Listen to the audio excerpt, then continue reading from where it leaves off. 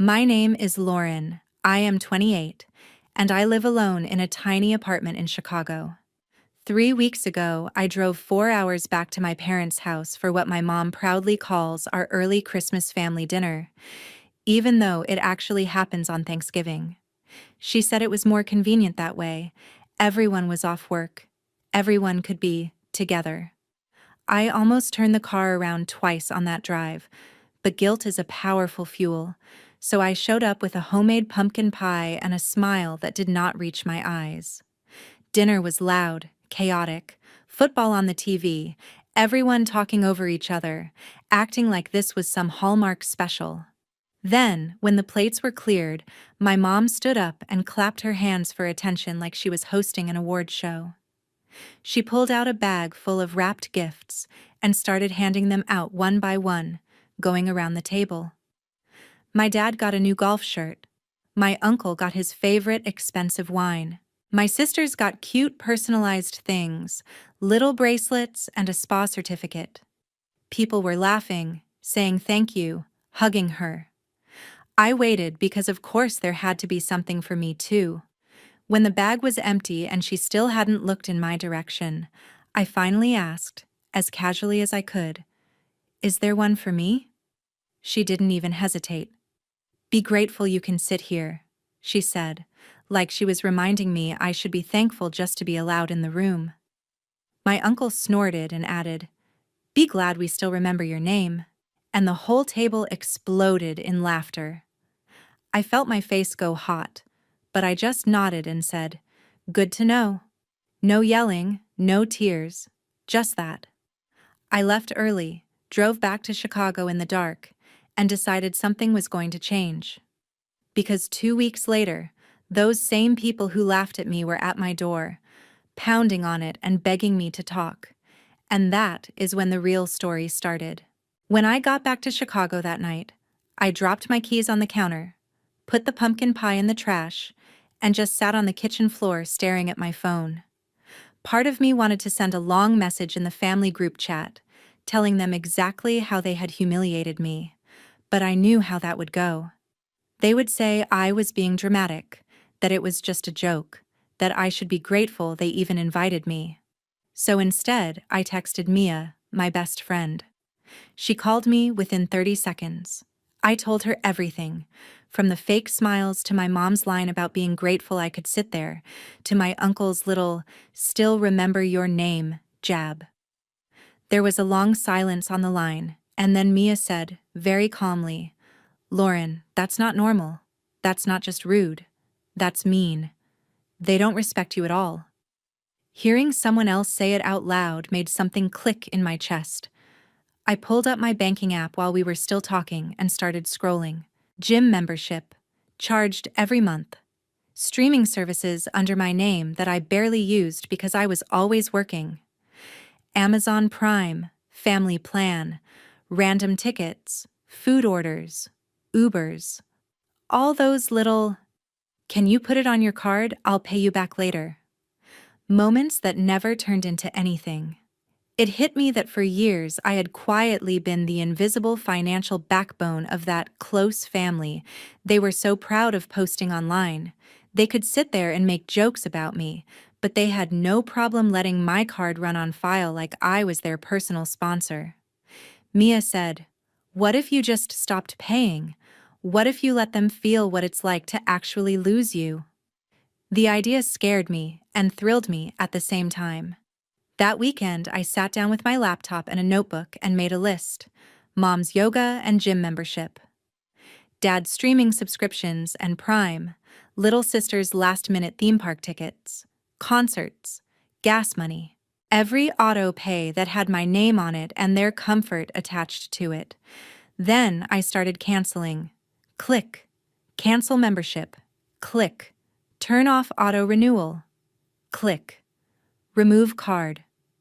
With every confirmation email that hit my inbox, I felt a little bit lighter. I didn't write some big dramatic announcement in the group chat. I just let the systems they depended on quietly stop. A few days later, my mom called me while I was on my lunch break. No hello, no how are you, just, "Lauren, My gym card got declined this morning. Did something happen with the payment? I swallowed my nerves and said, Yeah, I canceled it. You'll need to set it up in your own name. She sounded offended. You know I go to those classes for my health.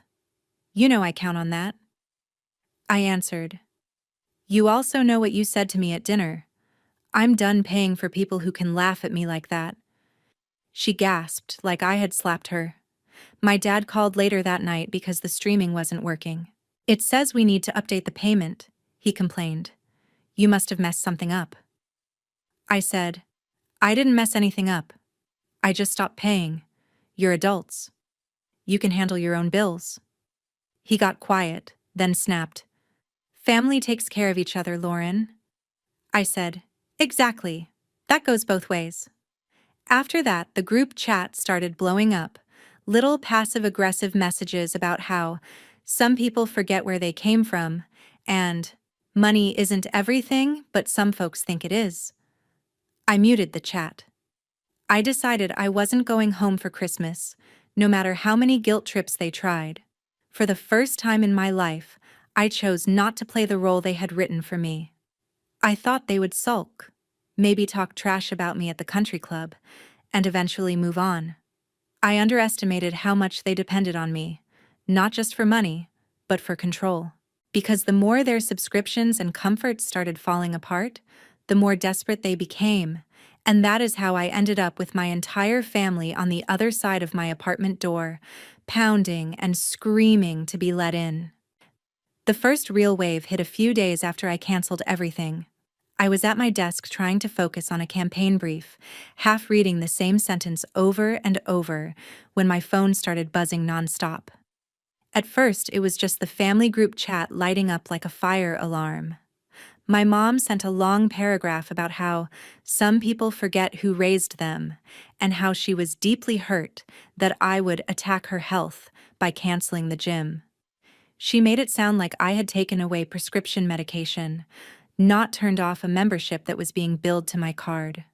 There was a line about how yoga was the only thing keeping her sane, as if I was personally responsible for her mental stability. My dad followed with his usual lines about sacrifice and family duty, throwing in that classic, "You wouldn't have your fancy job in Chicago if it weren't for us," which he always said anytime money came up, like my degree and career were items on a bill I hadn't finished paying. Then my sisters jumped in with emojis and side comments. One of them wrote, "Imagine choosing Netflix over your own mom," which was ironic, considering I had canceled Netflix too, and they were the ones using it way more than I ever did. The other sent a message that said, "You've changed so much. You used to be nice," followed by a crying emoji and a broken heart. It was the same script as always, just louder and in a group thread. I stared at the chat for a minute, feeling my chest tighten, then hit mute again and put my phone face down on my desk. I could feel the notifications still rolling in, vibrating every few seconds, like the phone itself was anxious. 10 minutes later, Mia sent me screenshots from Instagram. "You seeing this?" she wrote. My younger sister had posted a black background with white text that said, "Some people will cut off their own blood over money. Remember who was there before your paycheck," with a broken heart emoji and a little praying hands icon.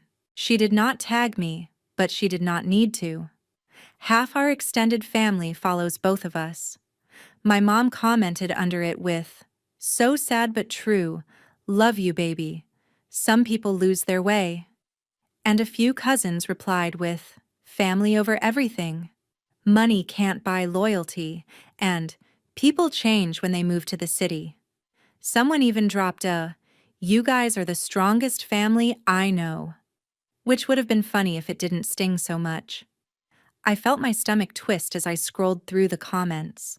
They were rewriting the story in real time, turning themselves into victims and me into some cold-hearted villain who had abandoned them for cash and skyline views. None of them mentioned the part where my mom told me to be grateful I was allowed to sit there, or where my uncle made my name into a punchline. None of them talked about the years of, "Can you just put it on your card?" moments that were apparently invisible. I locked my phone, set it aside, and just sat there for a while, listening to the hum of the office and the tap of other people's keyboards. I realized I'd spent my whole life terrified of being called ungrateful, so I kept overgiving to prove I wasn't. And here I was, finally saying no, and they were slapping that exact label on me anyway. That night, instead of crying like I normally would have, I opened my laptop at my kitchen table and went back to my banking app. If they wanted to talk about sacrifice and responsibility, fine. We could talk about numbers, the one language that doesn't care about guilt or manipulation. I pulled up 5 full years of transactions and started filtering. Gym, yoga studio, streaming services, Amazon Prime family plan, theme park tickets with notes like "for Harper and friends," concerts where the charge hit my account at 11:59 p.m. after a frantic "I'll PayPal you tomorrow" swear, emergency car repairs my uncle couldn't afford that somehow landed on my card with "I'll get you back when my bonus hits" that never happened. Restaurant bills where I picked up the check because "you make more than us, it's no big deal," said half-jokingly, but accepted very seriously. It was painful and strangely satisfying at the same time. With every line item I highlighted, I remembered the exact conversation that went with it. The exact moment I'd swallowed my resentment and smiled instead. I copied everything into a spreadsheet, added dates and short descriptions, color-coded the categories just to keep myself sane, and watched the total climb higher and higher until I had to sit back and just stare at it. This was not a few generous moments. This was a pattern. This was years of me being the safety net whenever someone forgot their wallet or couldn't pay till Friday or just needed help this one time. I realized that to them, my money was an extension of their own, something they felt entitled to because of biology and history. I drafted an email and addressed it to my parents and both sisters. The subject line said, "Since we are talking about who owes what." I sat with that subject for a moment, my finger hovering over the keyboard, then started typing. In the body, I wrote very plainly that I was aware of the things they had done for me growing up, that I was grateful for a roof and food and school, that I wasn't pretending I raised myself. But I also wrote that the idea I somehow owed them endless financial support and blind tolerance in return for the rest of my life was not accurate and not healthy. Then I pasted the spreadsheet total and a short breakdown underneath, listing out the categories. I did not call them thieves. I did not demand they pay it all back on the spot like a debt collector. I simply wrote, "If you want to keep insisting I am ungrateful and selfish because I stopped paying, please look at this and ask yourself who has actually been taking care of whom." My hands were shaking when I hit send, my heart pounding like I had just jumped into cold water, but it also felt like dropping a load I had been carrying for years, a bag I didn't realize had gotten that heavy. My mom's reply came fast, all caps in the subject line, "How dare you?" The body was a wall of text where she called my list manipulative and cruel, said only a heartless person would throw money in her parents' faces, and accused me of trying to put a price on her love and sacrifices. She turned every example into a story about how hard things had been for them and how ungrateful I was for making them feel small. She ended with, "I am so ashamed of who you have become," and a line about how she didn't even recognize me anymore. Then she blocked me on Facebook. I know she blocked me because Mia texted me another screenshot not even an hour later. My mom had just posted one of those generic family quote images, something like, "Family is forever, even when some members forget," with a long caption about staying strong during these trying times and being thankful for the children who still honor their parents and understand true loyalty. The likes and supportive comments rolled in. People wrote, "You're such a good mom," Your kids are lucky to have you. Don't let anyone tear your family apart. Without knowing they were cheering for someone who had weaponized the word grateful against her own child at the dinner table. None of those people knew that every one of her comforting little Netflix nights and yoga mornings had been quietly paid for by the daughter she had humiliated in front of everyone. I lay in bed that night staring at the ceiling, angry, shaking, but under the anger there was a strange clarity, this sharp, clean feeling. They were not going to wake up one day and suddenly see me differently on their own.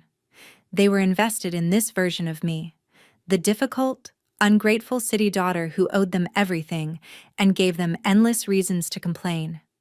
The only thing I could control was what I gave them access to.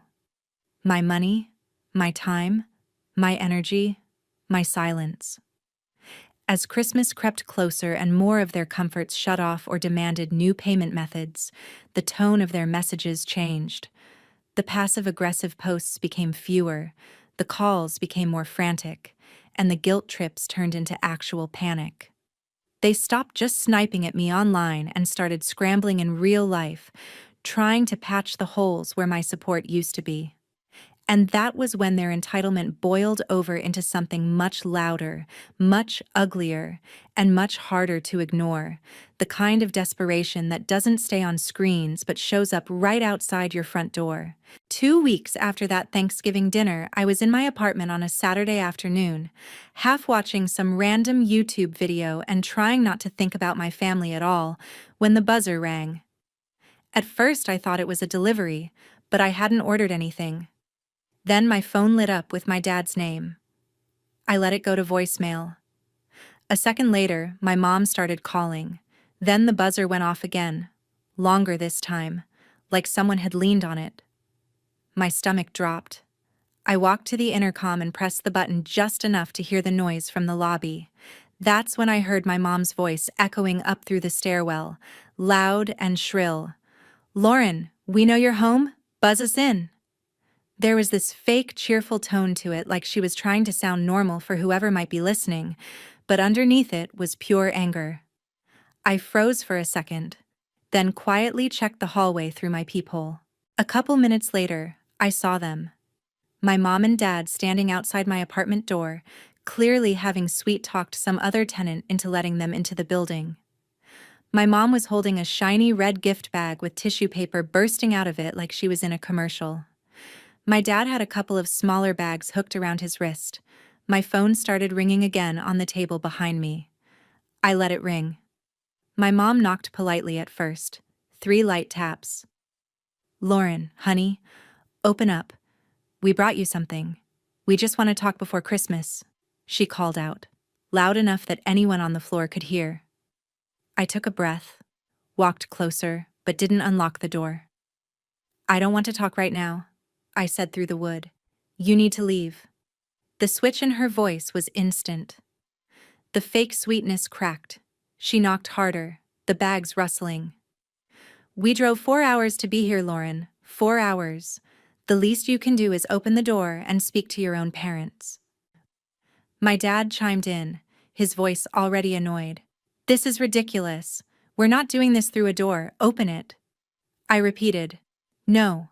You don't get to humiliate me, mock me, and then show up with gift bags like that fixes anything. You need to go." There was a pause, and then the knocking turned into full-on pounding. My mom's voice rose, shaky and dramatic. "Do you hear yourself? This is what that city has done to you. You think you're better than us now? You cancel things without warning. You send that disgusting email, and now you can't even look at us?" She started to sniffle loudly. "Our family is falling apart and you don't even care," she cried. My dad lowered his voice, but I could still hear the anger in it. "This is about respect, Lauren. You owed us a chance to talk in person. Man up and open the door." I almost laughed at "man up," considering what started all of this was them making fun of me in front of everyone like I was a child. Instead, I said, "Respect goes both ways. Standing outside my home, trying to force your way into a conversation I said no to, is not respect." My phone buzzed in my hand. It was my younger sister, calling. When I didn't pick up, she immediately followed with a text. "They're outside your door, just open it, don't make this worse. Mom's freaking out." I typed back, "They showed up uninvited, that's on them." A second later she replied, "You're being cruel? They brought you Christmas gifts to make it right." Through the door, my mom must have decided to lean into that angle. She raised her voice again and said, "We brought you presents, Lauren. We didn't forget you. We're trying. This is what you wanted, right? Attention?" It was almost funny how she twisted it. I pictured what was in those bags. Maybe some basic sweater from a sale rack. Maybe a candle. Something they could point to later and say, "We tried, but she threw it in our faces." I didn't want any of it. "You're not fixing anything with gifts," I said. "You never even apologized for what you said to me, for laughing at me in front of everyone." There was a beat of silence. Then my mom snapped, "Oh my God, are you still on about that? It was a joke, Lauren. A joke. Normal people can take a joke at dinner." My dad added, "You're blowing one comment out of proportion and punishing the whole family over it." That was the moment I knew there was nothing for me on the other side of that door. Not yet. Not like this. I pulled my phone back out and texted my mom, "You have 10 minutes to leave or I'm calling building security." Out loud I said, "You need to go. I'm serious." The pounding stopped for a second, then came back even louder along with my mom's voice cracking, "We need to talk. Open up. Please. Don't do this to us. Don't do this to your mother." My heart was racing so hard I could hear it in my ears, but I didn't move toward the lock. I just stood there, staring at the doorknob, repeating in my head, "You're allowed to say no.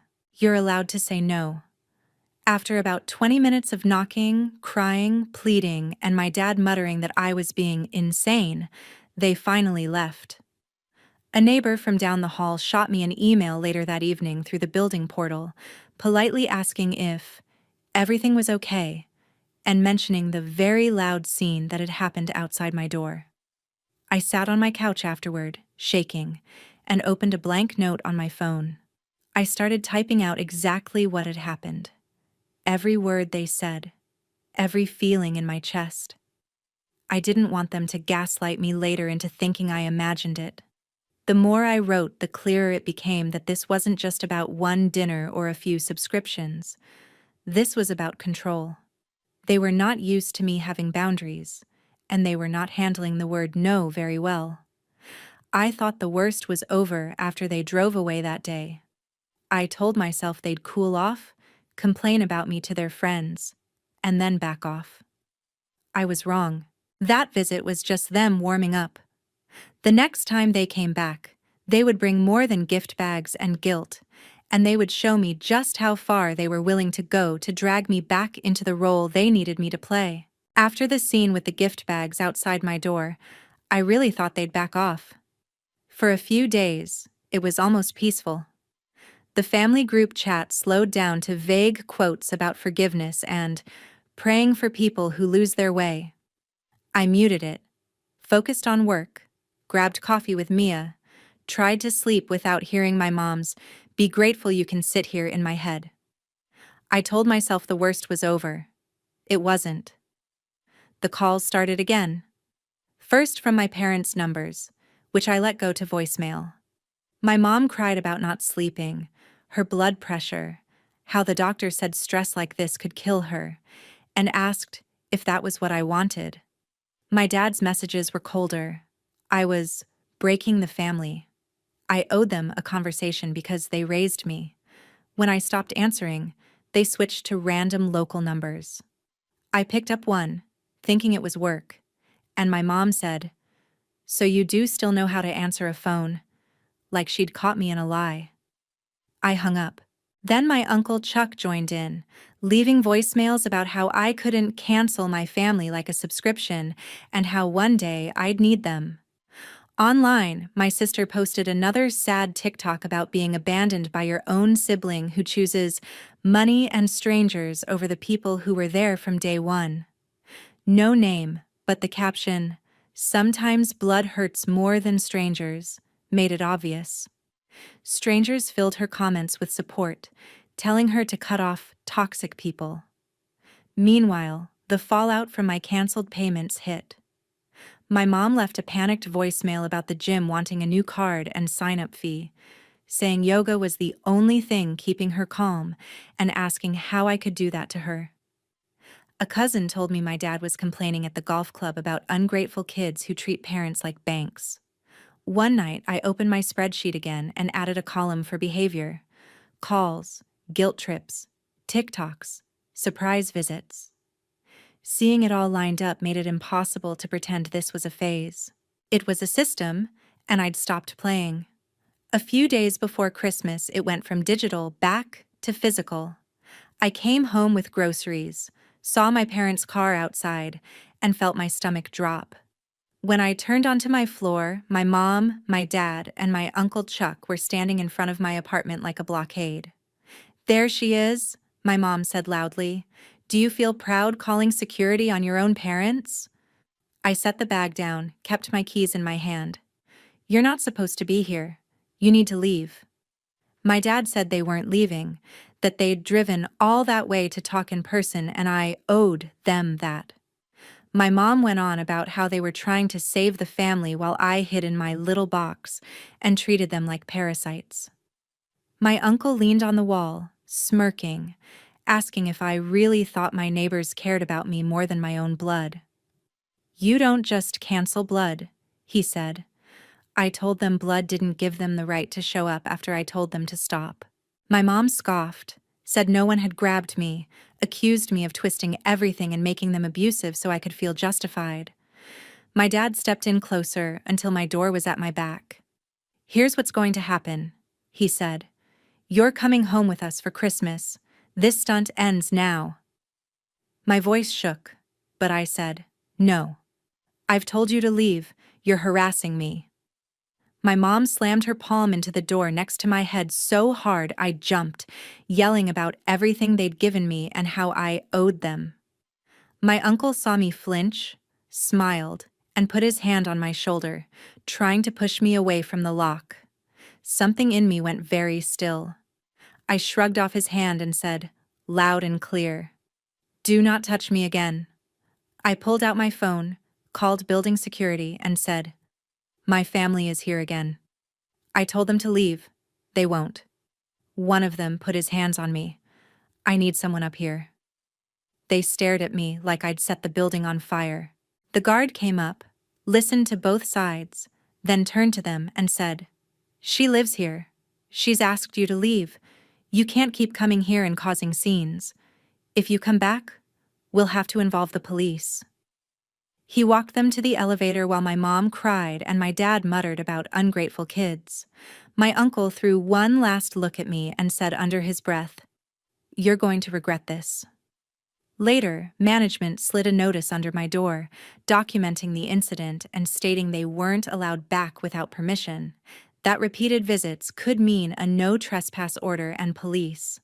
For the first time, there was something on paper saying this wasn't just family drama. Other people saw it. Other people were willing to call it what it was. I wanted to believe that warning would be enough to make them stop. But people who are used to control don't usually give it up because of one piece of paper. And the next time they came, it wouldn't just be security getting involved. A few days before Christmas, I finally started to relax.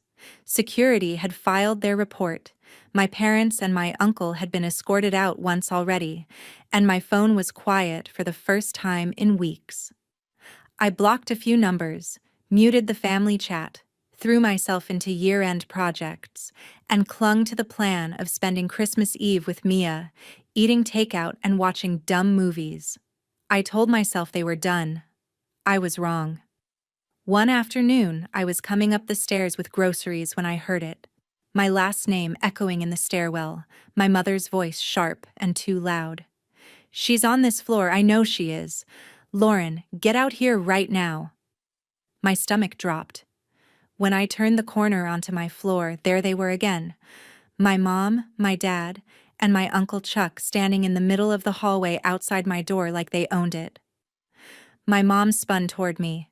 "There you are," she snapped. Do you feel powerful now? Calling security on your own parents? My dad stood stiff, jaw clenched. My uncle leaned against the wall like this was his entertainment for the day. I set my grocery bag down and kept my keys in my hand. You're not supposed to be here, I said. You need to leave. We're not leaving, my dad said. Not until you stop acting like a stranger and talk to us like an adult. We drove all this way before Christmas to try and fix this. My mom jumped in, voice rising so every door could hear. We're still fighting for this family, she said. You cut us off. You humiliate us with that email. You call security on us. And you can't even look us in the eye. We gave you everything. I felt doors crack open along the hall. My uncle pushed off the wall and stepped closer. You think these people care about you more than we do? He asked, nodding toward the other apartments. When your big city life falls apart, you think they'll take you in? Blood is blood, kid. You don't just cancel that. Something inside me hardened. Blood isn't a free pass, I said. It doesn't give you the right to show up at my home after I told you to stop. It doesn't give you permission to yell at me, corner me, or put your hands on me. My mom scoffed. No one put their hands on you, she snapped. You twist everything to make us look like monsters. Security said there was nothing on camera last time. You've decided we're abusive so you can feel justified. Out of the corner of my eye, I saw my older neighbor down the hall, standing in her doorway with her phone up, recording again. Our eyes met. She gave me a tiny nod that said, I see this, and I'm not pretending I don't. My dad stepped in closer until my back hit my own door. His voice dropped. Here's what's going to happen, he said. You're going to pack a bag. You're coming home with us for Christmas, and we're going to sit down and work this out. This stunt with the cancellations and getting security involved ends now. My hands were shaking, but my answer came out clear. No, I'm not going anywhere with you. I've told you to leave me alone. You keep coming back. You are harassing me. My mom slapped her hand against the door right next to my head with a loud crack that made me flinch. Harassing? She hissed. We gave you life. You wouldn't have this apartment, this job, anything, without us. You owe us respect. You owe us your presence at Christmas. You owe us more than this. My uncle saw me flinch and smiled. You call this harassment? He said, then put his hand on my shoulder and shoved just enough to move me away from the lock. It wasn't a punch, but it was a message. We still control you. Something in me went very still. I knocked his hand away and said loudly, Do not touch me again. Before he could fire back, my neighbor's voice cut through the hallway. I'm calling the police, she said clearly. This is the second time you've done this. She asked you to leave. I'm recording all of it. For a second, everyone froze. My mom whipped around and yelled, This is none of your business, this is family. My neighbor didn't flinch. You made it our business when you started yelling in the hallway, she said. I could hear sirens faintly in the distance getting closer. My mom turned back to me, switching into that broken, manipulative tone I knew too well. Lauren, stop this, she pleaded. Tell them it's fine. Tell her not to call. You want your uncle arrested? You want your mother to have a heart attack right here on the floor? Is that what you want for Christmas? My chest tightened. For a heartbeat, I felt that old reflex to fix everything, to fold and apologize just to make it stop. Then I remembered the spreadsheet, the dinner table, the way they laughed while I sat there burning. I took a breath. I want you to leave, I said. If you didn't want the police involved, you shouldn't have come back. A few minutes later, 2 officers walked down the hall, taking in the scene, my parents and uncle, my neighbor with her phone, me pressed against my door with my keys clenched in my fist. One officer looked at me. Do you live here? He asked. Yes, I said. They're my family. I've asked them to leave multiple times. Security already escorted them out once. They keep coming back. They've put their hands on me. I don't feel safe. My voice shook, but I got it out. The other officer checked with my neighbor, who showed them a clip of my uncle grabbing my shoulder and my mom slamming her hand into the door next to my head. That was enough. The first officer turned to my family. His tone hardened. "You need to leave the property now," he said. "You've been warned before. This is harassment. You don't get to come here and corner her because you're related. If you come back or contact her like this again, she can pursue a restraining order and charges." My mom started sobbing about concerned parents. My dad argued about his rights as my father. My uncle muttered about soft cops and disrespectful kids. The officers didn't care. They pulled my uncle aside, took his ID, and wrote him a citation, explaining exactly what it meant. He stood there red-faced while the officer told him he was officially on record for harassing his niece. Watching that man, the one who had laughed at me my entire life, stare at the ground while someone in authority told him he was the problem did something to me. For once, I wasn't the one being shamed in front of everyone. As they walked them toward the elevator, my mom clutched her chest, saying she felt dizzy, that the stress was too much. The officer offered an ambulance. My dad said he'd take her to the hospital himself. Later, I heard her blood pressure had spiked, and she spent the night in the ER, that my dad was furious about the hospital bills and the citation, that my uncle was suddenly a lot quieter at the bar where he used to brag about our perfect family. After they left, management slipped a notice under my door, confirming the incident, stating that my parents and uncle were not allowed back on the property without prior permission, and reminding me I could pursue a restraining order if I chose. A cousin texted me, "People are talking. I saw a video of your mom and uncle yelling in your hallway. You okay?"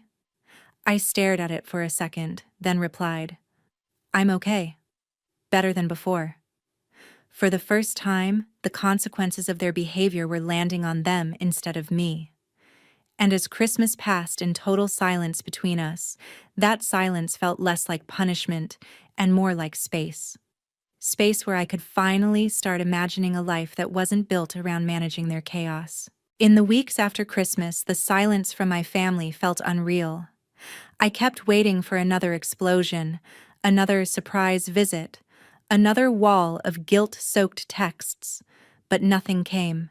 No Merry Christmas, no Happy New Year, not even a passive-aggressive quote with my name implied between the lines. At first, it felt like standing in a room right after a fire alarm cuts off. My body still braced for noise that wasn't there. Slowly, it started to feel like something else. Space. Through cousins and mutual friends, I heard what was happening back home. My mom had to follow up after that ER visit. Her doctor told her straight that if she didn't manage her stress, she was asking for serious problems. Without my money quietly covering extras, she had to cut back on her gym and some of the social stuff she used to brag about. She asked a younger coworker to help her download budgeting and finance apps and figure out how autopay actually worked. My dad had to call the streaming and subscription companies himself, sit on hold, reset passwords, and for once figure things out without just saying, "Ask Lauren." He complained loudly about the hospital bill from my mom's ER night and my uncle's citation, but this time he had no one to dump those costs onto. My Uncle Chuck's funny guy image took a hit too.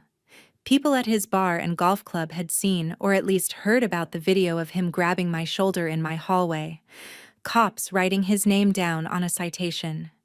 He didn't go to jail, but the damage was done. It's hard to play the charming uncle when everyone knows you're the guy who got the police called on you by your own niece. My sisters went quieter online, fewer concert selfies and impulse trips, more posts about extra shifts and grinding for goals. When I stepped back as their invisible safety net, they had to stand on their own 2 feet. That was the thing that clicked for me. My boundary didn't just make me grow up, it forced all of us to. Once the adrenaline faded, I crashed a little. With no new drama to distract me, all the old stuff floated up. The jokes that weren't really jokes, the times I'd paid the bill and swallowed my resentment, the years I believed keeping the peace was my job. I finally booked a therapist instead of just talking about it. In our first session, she asked, "When did you learn that your role in the family was to fix everything?" I didn't have a neat answer, but the question sat with me. I also found an online support group and a subreddit full of people with stories that sounded uncomfortably familiar. Parents who weaponized guilt, relatives who used family as a leash, siblings who only reached out when they needed something. Reading their comments, I saw words I'd never let myself use for my own situation: manipulation, emotional abuse, financial exploitation. It didn't change what had happened, but it changed the way I judged myself for finally walking away. Months later, my mom sent a short email. No subject, just, "I'm sorry things got so bad between us. I don't agree with how you've handled everything, but I miss you. I hope you're okay." It wasn't the apology I wanted, but it was something. I didn't respond right away. When I did, I kept it simple. I told her I was okay, that I hoped she was taking her health seriously, and that if we ever talked again, it would have to be different. No yelling, no guilt, no pretending Thanksgiving was just a joke. I said I was open to a conversation someday, preferably with a therapist present, but I would not go back to paying for everything and being grateful to sit there. Hitting send didn't feel like reopening the door. It felt like locking it to the old version of us and leaving only a small, guarded window. I don't know exactly what will happen with my family in the long run. Maybe we'll build something smaller and healthier. Maybe we'll stay low contact forever. What I do know is this: for the first time, my peace doesn't depend on their moods. I pay my own bills for me. I spend holidays with people who don't turn me into a punchline and call it love. I no longer measure my worth by how useful I am to the people who raised me. If there's any lesson in all this, it's that family is not a free pass to disrespect you. Love without respect is just control, dressed up as concern. Boundaries are not betrayal. They're self-respect in action. And sometimes the most satisfying revenge isn't slamming a door, it's walking away, letting people finally feel the consequences of their own behavior, and building a life where you're not grateful just to be allowed in the room, but genuinely glad to stand on your own. Have you ever had to choose your own sanity over your family's approval? And if you haven't yet, what line would they have to cross for you to finally say, "Enough"?